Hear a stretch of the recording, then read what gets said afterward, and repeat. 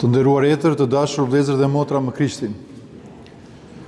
Në mozaikun e pasur të krishtërimit ortodoks, jeta e Shën Spiridonit spikat si një histori e jashtëzakonshme besimit pa lëkundur, për shpirtshmëri të thellë dhe një trashëgimie mrekullisht.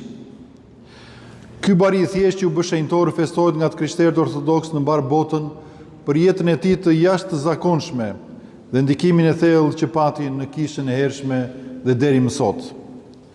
Aty një shenjt Spiridoni jetoi në Trimithun në ishullin e Qipros në agimin e shekullit të 4 dhe ushtronte në paqe zanatin e thjesht të bariut.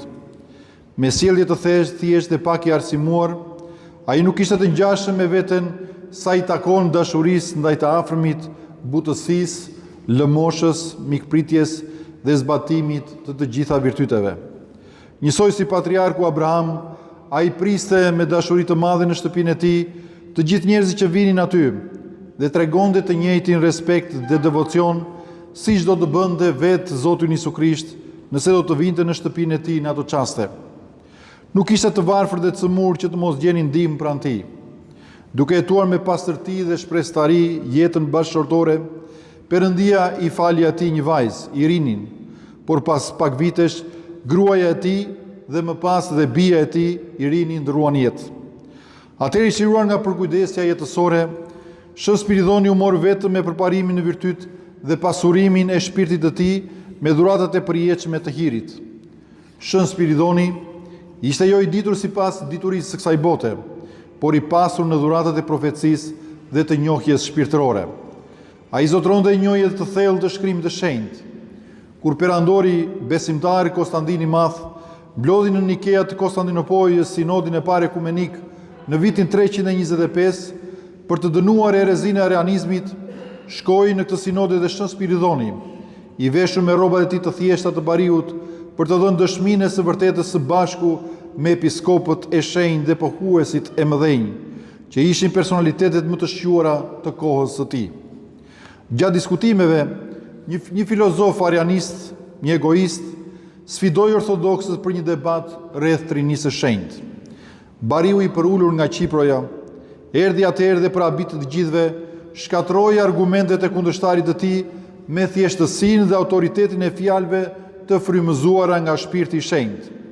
Duke mos pasur një përgjigje, filozofi pranoi që u mund, përqafoi besimin ortodoks me sinqeritet dhe u bëri thirrje edhe pasuesve të tjerë të Ariosit që të braktisnin rrugën mashtruese të dijes njerëzore për të gjetur në kish burimin e ujit të gjallë dhe fuqinë e shpirtit të shenjtë. Shenjtëria e tij, e këtij peshkopi të madh të kishës son, mishëron në fjalët e Zotit tonë Jezu Krisht. Lum ata që kanë zemër të pastër, sepse ata do të shohin Perëndin. Ai ishte bariu i mirë, i ngjashëm me figurën e barive që vetë Zoti Jezu Krisht përmend në Ungjillin e Shën Joanit. Bariu i mirë e jep veten e vet për delet. Dhe Shën Spiridoni jetoi këtë fjalë deri në fund. Ai ishte shembulli i njeriu që nuk e mbante besimin vetëm për vete, por e shpërndante si dritë dhe ngrohtësi. Le të mos duam me fjalë, as me gjuhë, por me vepra dhe me të vërtetë. Shën Spiridoni është shenjtor i thjeshtësisë së zemrës. Ai na kujton se Zoti Krisht nuk kërkon prej nesh pasuri, lavdi apo fuqi, por një zemër të sinqertë, të butë dhe një besim të gjallë.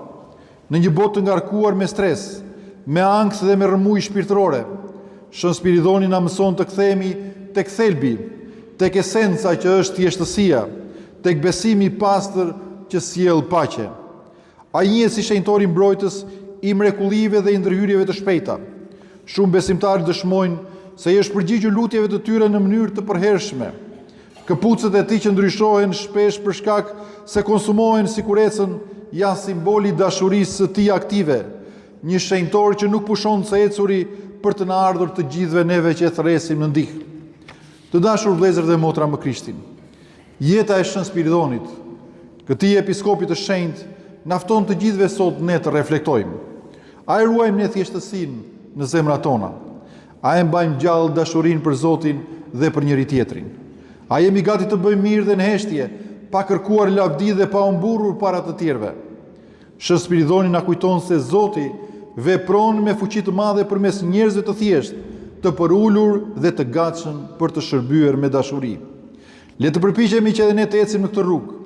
Le të kërkojmë ndërmjetësimin e tij për paqe në familjet tona, për shërim në trup dhe në shpirt, për ndriçim të mendjeve tona dhe për dashuri të vërtetë në zemrat tona.